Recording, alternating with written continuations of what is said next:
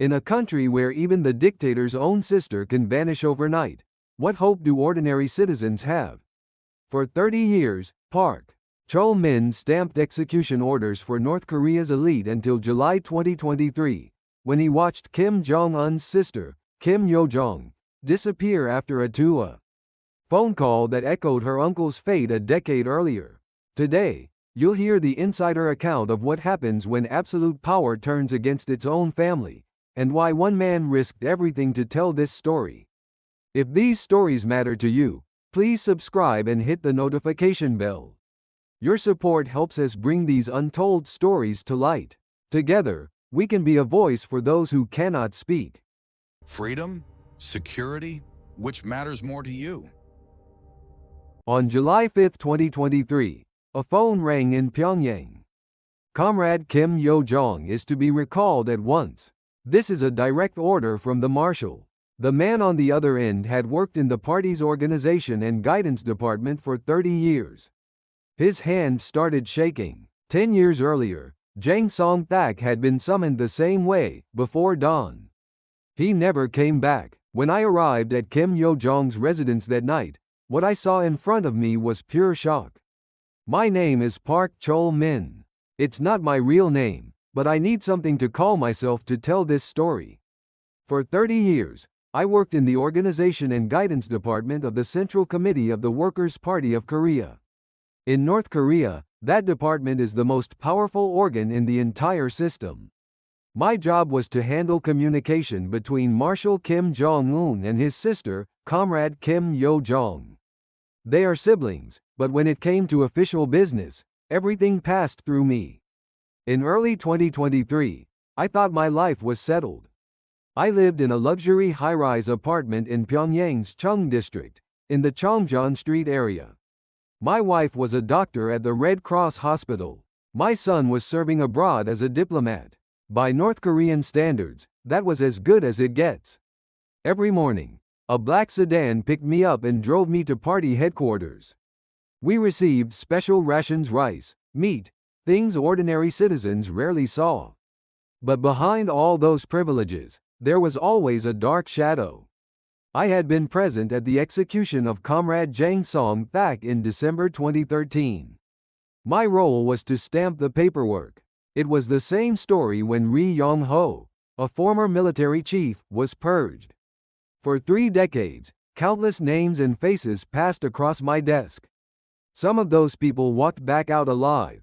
Many did not. Their faces still come back to me at night. I told myself it was all for the revolution. That was the only way to live with it. Sometimes, I missed my hometown in Chongjin, up in North Hamgyong province. I remembered going out to sea with my father at Sunam Port, bringing home pollock for my mother, and her smile when she cooked it. Later, when my wife and I received pollock from the special ration store in Pyongyang, we would share it and say, "We've come a long way, haven't we?" Before she passed away, my mother told me something. "Chol-min, your great aunt was separated from us during the Korean War. She's somewhere in the south. I wonder if you'll ever meet her." At the time, I didn't understand what that really meant. Then, in April 2023, the life I had built began to collapse. At 10 a.m. on April 15, 2023, Marshal Kim Jong-un summoned me. His face was unusually grim when I stepped into his office. "Comrade Park," he said, "you will pass an urgent order to Yo-jong. Tell her to investigate Comrade Ri Sung-ho at once. He is under suspicion of espionage." Comrade Ri Sung-ho was a key scientist in charge of the propulsion system for the HWASONG-18 missile. He had graduated at the top of his class from Kim Il-sung University and studied abroad in Russia. One of our brightest minds. I went straight to Comrade Kim Yo-jong and conveyed the marshal's order. She nodded. "Understood. I will investigate," she said. At that moment, nothing felt unusual. A week passed. On the afternoon of April 22, Comrade Kim Yo-jong called me to her office. On her desk lay a thick investigation report. But that wasn't what caught my eye. Instead, I noticed a small picture frame at the corner of her desk. 2 children were smiling in the photo. Her kids. Comrade Park, deliver this report to my brother, she said quietly. Her voice was lower than usual. Comrade Ri Sung-ho is innocent. After a full week of investigation, we found no grounds for espionage. In fact, he is indispensable to the development of the HWASONG-18. If we remove him, our missile program will be delayed by at least 3 years. My heart jumped. In 30 years of party life, I had never seen anyone openly challenge the marshal's orders. And this was Kim Yo-jong herself. Comrade, do you want me to deliver this exactly as it is? My own voice was shaking. Yes, she said. My brother has been given false information. Someone is trying to frame Comrade Ri. She glanced again at the photo of her children, then added, scientists have families too. I heard Comrade Ri has a daughter in college. I took the report and went to see the marshal. He read it, then slammed his hand on the desk. Then who fed me this lie? He shouted. I kept my head bowed. There was nothing else I could do. That night, I couldn't sleep. In 3 decades, I had never seen anything like this. Kim Yo-jong had just challenged the marshal's decision, and she had done it for the sake of a scientist's family. Something had shifted. I could feel it, and it terrified me. Through May and June, things only got worse. Marshal Kim Jong-un did not accept his sister's report. Yo-jong, he told her, you've gone soft. The revolution has no room for sentiment. His voice grew colder with each meeting. The distance between them was no longer hidden. In early June, he called me in again. The Ri Sung-ho matter is closed, he said. Tell Yo-jong not to bring it up again. But she didn't let it go. Brother, please, she pleaded. Think of his family. Comrade Ri has a 23-year-old daughter. At that moment, a memory from 10 years earlier hit me. On December 12, 2013, I was present at the execution of Comrade Jang Song-thak. For years, he had been the second most powerful man in the country. I watched soldiers drag him away in military uniform. That day, Kim Yo-jong had been there too, just 25 years old. I remember catching a glimpse of her face. It was pale. She was biting her lip. Her eyes were full of terror. Revolutionary upbringing or not, watching your own uncle executed by firing squad is something no one can bear easily. Now, 10 years later, I saw that same expression returning to her face. On June 15, I went to her office to deliver some routine paperwork. She was staring out the window. Comrade Park, she said quietly, I keep thinking of my uncle, Comrade Jang. He devoted his life to my brother and look how it ended. Her voice trembled. I couldn't answer. Back then, Jang Song-thak had been the marshal's closest ally. Then, one day, a crack appeared between them. Soon after, he was labeled a traitor and executed. Now, the same kind of crack was opening between the marshal and his own sister. Comrade, you need to be careful, I told her. Please don't step out too far. She gave a bitter smile. Don't step out? She said. Comrade Park, I already have. There's no going back now. That night at home, I lay awake. My mind kept returning to the paperwork I had stamped for Jang Song-thak's execution. Would I soon be stamping documents for Kim Yo-jong as well? I turned to my wife. Do you think we're really safe like this? I asked. She gripped my hand. What's going on? She asked, worried. I couldn't bring myself to answer. At 2 a.m. on July 5, 2023, our home phone rang. My wife startled awake. Who could it be at this hour? She whispered. I picked up. It was the marshal's secretary. Comrade Park, he said, you're to immediately escort Comrade Kim Yo-jong for an emergency recall. This is a direct order. My hand went cold. An emergency recall before dawn. That was exactly how they had summoned Jang Song-thak. I threw on my clothes and drove out. July nights in Pyongyang are warm, but I felt frozen. At her residence, I showed my ID to the guards and went in. She was in the living room, still in her nightgown, sitting on the sofa. When I stepped in, she lifted her head. Her face was pale. Comrade Park, what is it? She asked. Her usual firm tone was gone. Her voice was unsteady. "Comrade, the marshal has ordered your immediate recall," I said. My voice shook too. She fell silent for a while, then slowly stood and walked into the inner room. I stayed in the living room and waited. On the desk, I saw that same small photo frame. Her two children, smiling into the camera. 10 minutes passed. She came back out, now dressed in a formal suit. She had put on makeup, but it couldn't hide how drained she looked. She stood for a moment by the desk and gently brushed her fingers over the photo of her children. Then she turned to me. "Comrade Park, what do you think will happen to me?" she asked. For 30 years, I had watched powerful officials rise and fall. But I had never seen someone at her level look this afraid. "The marshal just wants to speak with you," I managed to say. She shook her head. "No," she said. "I know how this works. My uncle was called like this too. Summoned before dawn and never came home." She looked again at the photo. "And my children?" she whispered. "What will happen to them?" In that instant, I realized something. Standing in front of me wasn't just the marshal's sister or a senior party official.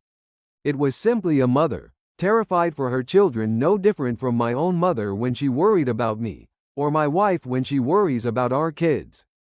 On our way out, she took my hand. "Comrade Park, you should be careful too," she said. "Everyone close to me is in danger now." Only then did I fully understand that I myself was in the crosshairs. The car drove off into the darkness of July in Pyongyang. I didn't know it yet, but that would be the last time I ever saw her.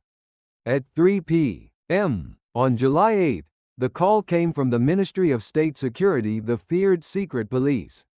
"Comrade Park, we would like you to cooperate with an investigation," the officer said. In North Korea, cooperate means you have no choice. I told my wife, "I'll be back soon," but her eyes were already full of tears. The State Security Building is the most terrifying place in Pyongyang. With every step down the stairs to the basement, my heart pounded harder.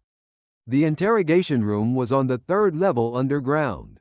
No windows. Even in summer, it felt cold. Not just physical cold, the kind that comes from fear. The interrogator walked in. "Comrade Park," he said, "do you know where Comrade Kim Yo-jong is?" I shook my head. "I don't," I answered. "The last time I saw her was the early morning of July 5, when I escorted her. I haven't seen her since." He slammed his hand on the table. "Don't lie to me. You were her closest aide." "I truly don't know," I said. "I just delivered messages. That was my role." He leaned forward. "Then why didn't you report her disobedience?" he asked. "You knew, during the Ri Sung-ho case, that she opposed the marshal's order, didn't you?" Just then, I heard a scream from the next room. A human scream. My whole body froze. So that's my future, I thought. I remembered the paperwork I had stamped for Jang Song-tak's execution. Before he faced the firing squad, he must have sat in a room like this. He must have heard screams like that. He must have been tortured too. Now, it was my turn. The interrogation continued through the night. They asked the same questions over and over. "Where is Kim Yo-jong? Why didn't you report her?" And I gave the same answers. "I don't know. I only delivered messages." Around 5 in the morning, the interrogator stepped out. After a long while, he returned. "That's enough for today," he said. "But we can call you back at any time. Do not leave Pyongyang." They had released me, but I knew this wasn't the end. It was the beginning. On my way home, the sun was just coming up. The July morning sky over Pyongyang was bright, but my future was completely dark. My wife opened the door. "Honey," she cried, throwing her arms around me. I whispered into her ear. "What are we going to do now?" Her voice trembled. "You have to survive," she said. "For our daughter's sake." That day, I made my decision. I would leave North Korea. If I didn't, I knew I would die. And not just me, my whole family would be destroyed. 3 generations wiped out, like what happened to Jang Song-tak's family. If I wanted any of us to live, I had to run. Back in 2021, On a business trip to Shenyang in China, I had met an ethnic Korean Chinese businessman, a Joseon man named Mr. Kim. He said he worked in trade, but I knew better. He helped people escape North Korea. At the time, I took his card and tucked it away, never imagining it would one day be my lifeline. On July 11th, I used a Chinese cell phone, a privilege granted to high-ranking party officials, to call him. "Do you remember me?" I asked. "We met in Shenyang 2 years ago." He was silent for a moment. "I remember," he said. "What's going on?" "I need your help," I said. "I have to get out." "Understood," he replied. "Arrange a business trip to Dandong next week."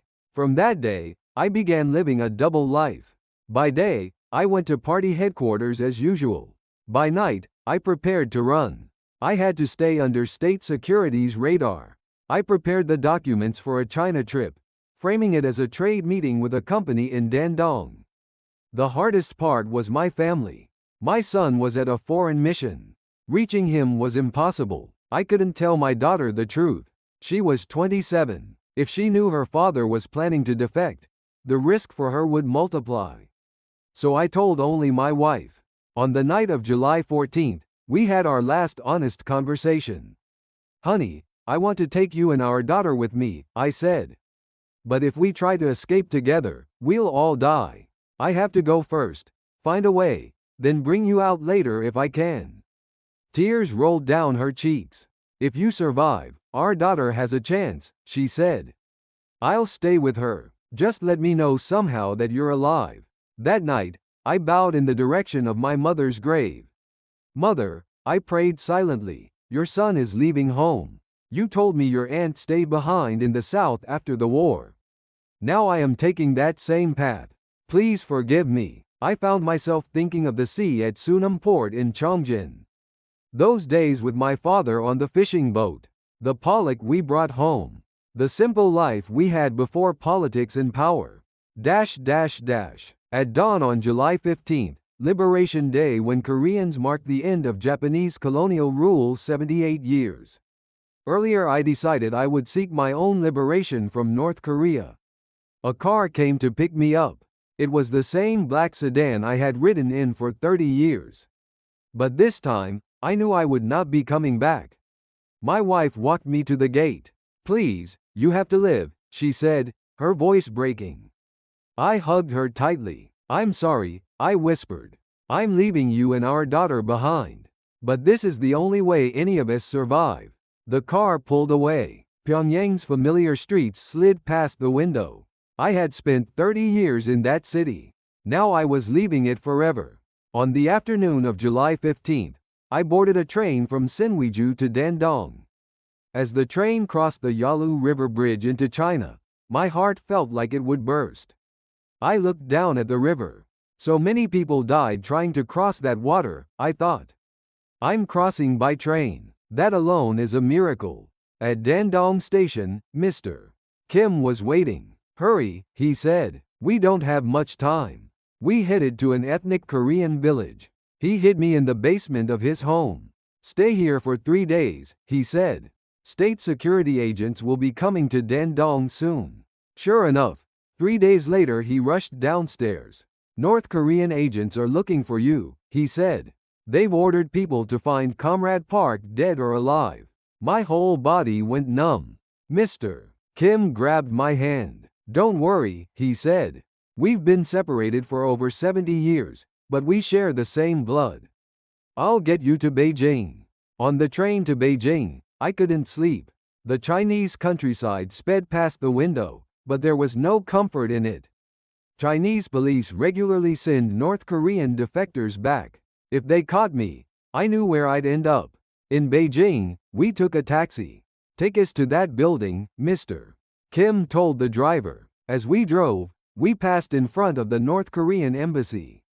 My heart stopped. North Korean staff stood at the gate in their familiar uniforms. "Please, drive faster," I told the driver. From Beijing, Mr. Kim took me all the way to Kunming, near China's southern border. When we parted, he had tears in his eyes. "When our countries are reunified, I'll come visit you in Pyongyang," he said. My own eyes filled. I'll never forget what you did, I told him. From Kunming, I continued on to Bangkok. The journey from there to safety was hell. At Bangkok airport, I stepped into a restroom. When I walked back out, I saw a man passing by who looked like he worked for the North Korean embassy. I jumped back into the restroom and hid there for 30 minutes, shaking from head to toe. On August 21st, I finally made it to the South Korean embassy in Bangkok. But even there, danger was waiting. A suspicious man stood near the main entrance. I was sure he was a North Korean agent. I turned to the taxi driver. "Please," I said, "take me to the back gate. My life depends on it." He nodded. At the back entrance, I jumped out of the car and ran toward the compound. "I'm a citizen of the Republic of Korea," I shouted. "Please help me." A guard pulled me inside. I heard footsteps pounding the pavement behind me. Then the gate slammed shut. Just like that, I was on South Korean soil. My legs gave out. I had survived. On November 3, 2023, I arrived at Incheon Airport. The moment I stepped onto South Korean ground, a wave of emotion hit me. So this is what my great-aunt must have felt, I thought. Separated during the Korean War, stepping into a new country, not knowing if she'd ever see her family again. The National Intelligence Service questioned me in detail. I told them everything about the Kim Yo-jong incident, every meeting, every order, every look between the siblings. Then I entered Hanawon, the resettlement center for North Korean defectors, to adjust to life in the South. The first few days felt like another world. Seeing a convenience store open at 11 at night shocked me. In North Korea, the streets are pitch black by 8, I thought. I opened the internet and searched for North Korea-related news. With one click, I could see information from all over the world. It felt unreal. When I went to a supermarket, I couldn't hold back tears. The fish section was full of pollock, piled high in the display. I thought of the sea in Chongjin, Sunam Port, the boat rides with my father. I bought one pollock, cooked it, and ate it alone. Dear, I thought of my wife. Down here, pollock is everywhere. I wish you could see this. One day in March 2024, I was watching TV when a North Korean news broadcast appeared. I froze. There, on the screen, was Kim Yo-jong. "She's alive," I whispered. But something was wrong. The fierce, confident woman I had known was gone. Her face was blank. Her movements were stiff, almost mechanical. In my heart, I knew Jang Song-thaek had lost his life. Kim Yo-jong, it seemed, had lost her soul. Maybe she had been tortured. Maybe her children were being used as hostages. Whatever had happened, she was no longer herself. I couldn't stop replaying the moment she had brushed her fingers over that photo of her children before getting into the car. "What will happen to these children?" she had asked. I still don't have an answer. I have no way to contact my wife and daughter in Pyongyang. Over a year has passed without a single word. I don't know how they're living, or if they're even alive. Because of my defection, they are almost certainly suffering. I am sorry. There is no other word for it. These days, I work helping other North Korean defectors settle into South Korean society. I've also joined the movement for democratization in the North. I feel a responsibility to tell the truth I witnessed, to explain just how brutal the Kim Jong-un regime really is.